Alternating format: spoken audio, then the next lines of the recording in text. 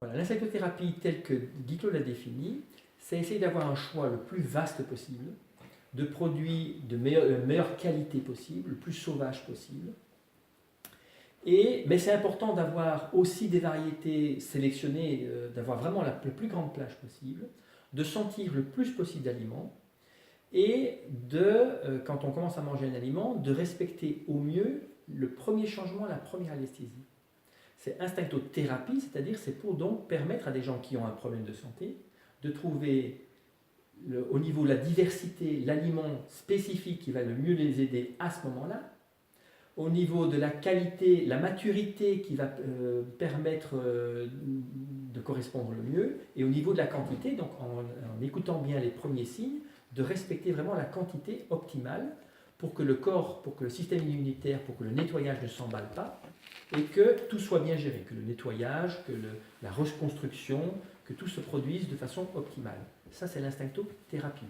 Et c'est très important, notamment pour des personnes qui ont une maladie auto-immune, ou une maladie qui veut dire qui a un deadline, quoi, au sens propre, hein, qui trouvent effectivement les aliments qui soient les plus performants pour les plus efficaces pour pouvoir régénérer le corps. L'instinctonutrition. L'instinctonutrition, ben, un petit peu, c'est ce qu'on fait. On sent quelques aliments, on a 3-4 variétés, au lieu d'en avoir, je ne sais pas moi, 40, on a 3-4 variétés. On sent l'un, on sent l'autre, on va manger ce qui est meilleur, on va dépasser un petit peu, on va manger un petit peu trop, on n'est pas attentif, on va éventuellement faire un petit peu des mélanges, pas très appropriés, on va pas très bien dormir, on va pas très bien digérer, mais c'est pas trop grave. On va pas se faire du bien, hein, mais c'est pas trop grave parce qu'il n'y a pas vraiment une maladie à soigner. On va pouvoir se rééquilibrer, comme moi j'ai fait hier, on va pouvoir se rééquilibrer dans les jours suivants.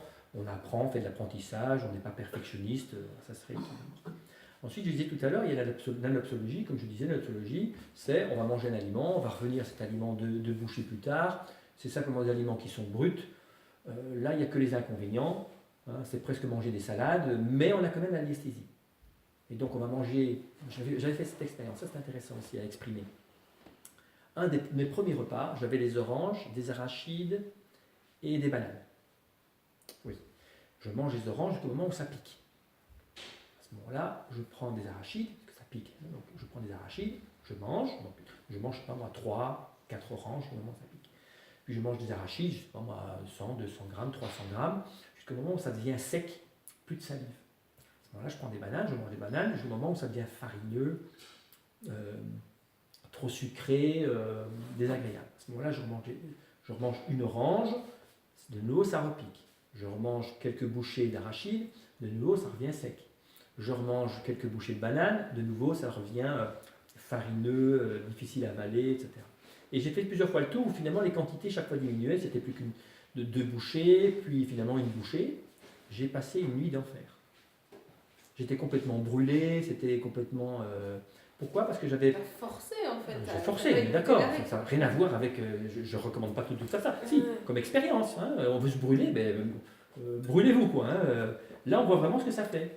Et le corps il n'est pas du tout d'accord. Moi j'ai passé une nuit, j'ai pas dormi de la nuit, j'étais sur les toilettes, j'avais mal aux intestins, c'était l'enfer. L'enfer. Mais qu'est-ce que j'ai fait en fait? J'ai mangé un aliment jusqu'au moment où mon corps me dit ah j'en ai assez pour aujourd'hui. Puis j'ai mangé un autre, ok, même si ça ne va pas très bien ensemble, des arachides. Bon, les premiers repas c'est pas grave, le corps de toute façon est en tolérance, ça passe. Puis j'ai mangé la banane, ok, si j'avais mangé que ça, j'aurais peut-être pas très bien dormi, mais ça aurait été quand même. Mais c'est que je suis revenu aux oranges. Mon corps m'avait déjà dit j'en ai assez. Et là j'en ai reconsommé. Puis je suis revenu, et donc j'ai fait ça plusieurs fois. Donc ça fait j'ai plus les enzymes pour digérer l'orange, j'ai plus les enzymes pour digérer. Donc qu'est-ce qui se passe dans l'estomac? Tout ça se mélange. Les molécules elles-mêmes vont se mélanger les unes avec les autres et vont créer ce qu'on appelle des MNO, des molécules non originelles, dont certaines sont effectivement les AGE et je ne sais plus comment ça s'appelle les autres pour les graisses. Donc il y a de nouvelles molécules qui vont se créer et qui vont perturber, rentrer ensuite dans le système nerveux, rentrer dans le système d'abord sanguin, puis éventuellement le système nerveux. Ça ne peut être que néfaste. Donc ça, c'est une expérience qui permet de voir ce qu'est l'anopsophagie, hein, le fait d'avoir simplement des aliments qui ne sont pas préparés, mais que je peux me forcer à manger dans n'importe quel ordre. D'où donc les plages alimentaires de Burgère, les sucres le midi, les fruits. Et là aussi, petit à petit, on a constaté qu'il valait mieux commencer par les fruits, pas trop sucrés, mais il vaut mieux surtout respecter ce qui est attirant. On ne va pas forcément manger quelque chose de pas sucré si c'est pas attirant. Donc on va commencer par sentir les fruits pas trop sucrés, les pastèques et autres, mais on va sentir aussi d'autres fruits. Et les fruits séchés, c'est seulement si on est vraiment attiré par les fruits séchés, en instinctothérapie, qu'on va manger les fruits séchés. On ne va pas finir le repas avec quelques dattes. Non, pas en instinctothérapie. En instinctonutrition, on peut s'autoriser ça, mais c'est pas bon. Hein. On s'autorise, hein, avec les conséquences que ça a. Peut-être pas la première fois, peut-être pas la 5e fois, mais au bout d'un moment, ça fait des problèmes. Et donc, en l'alimentation instinctive raisonnée de Dominique Guyot, lui préconise en fait de faire des prises d'aliments, un seul aliment à la fois. Donc, de consommer de l'avocat par exemple, et puis jusqu'au premier arrêt, évidemment, premier signe, d'arrêter, puis d'aller faire des occupations et autres XY, puis tout d'un coup d'avoir de nouveau faim, de vouloir consommer quelque chose, eh bien on va manger un autre aliment. Pas de mélange. Et donc, j'ai jamais pratiqué. J'ai essayé un petit peu, mais j'ai vraiment pas pratiqué. Donc, je ne peux pas vraiment dire comment exactement Dominique Guyot pratique ce qu'il fait, quel mélange il évite, est-ce qu'il y a certains aliments qu'il évite de manger avant un autre ou pas. Donc ça, il faudrait voir. Il se met des plages assez grandes de toute façon, donc je pense qu'ils sont...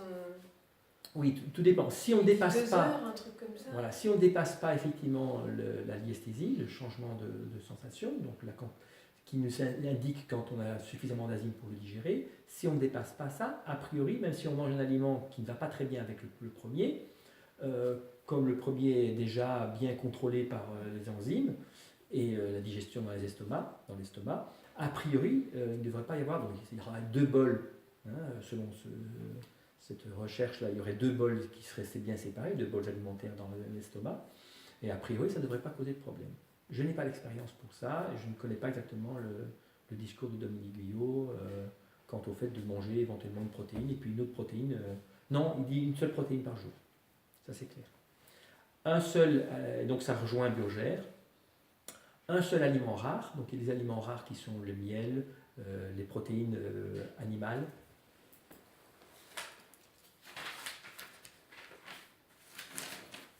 Donc les graines germées en font partie? Les graines germées en font partie.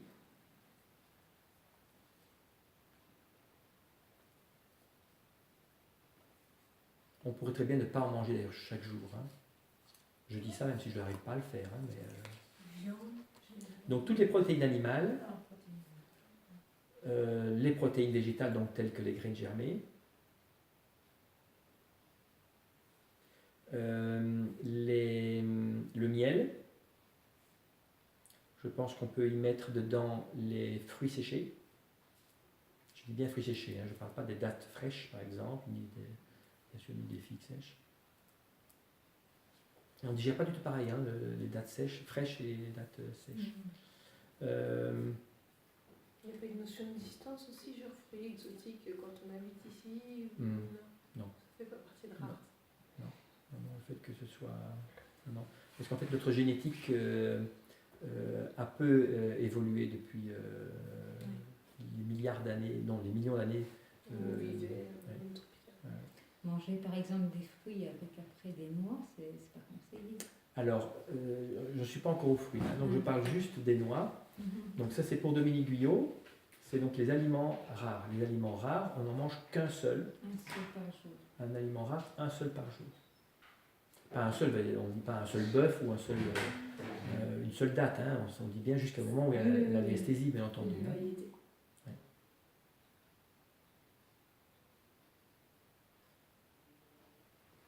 Ensuite, il y a les aliments saisonniers. Donc là, automatiquement, ce sont les fruits. Les oléagineux, je suppose qu'il met là-dedans aussi.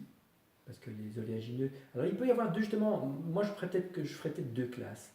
Il y a les oléagineux frais, comme par exemple les amandes fraîches et les noisettes fraîches, mais il y a certainement la même chose pour les macadamias, pour les pistaches et autres.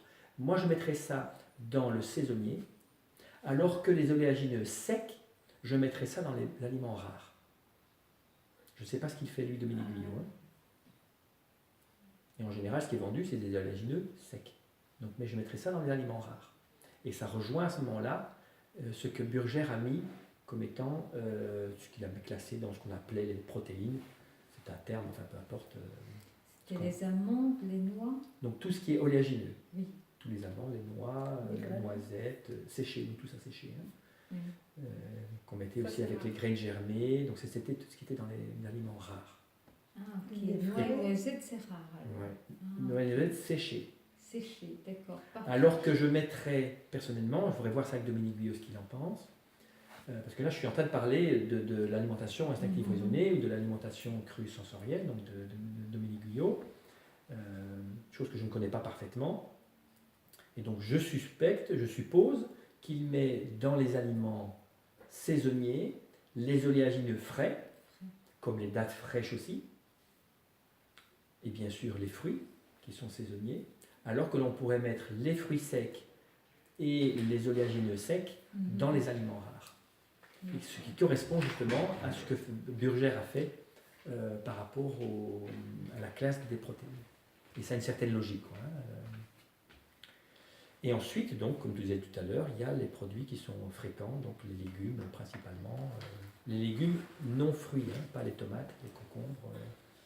Ça, c'est quoi Le du coup? Ça, ce sont des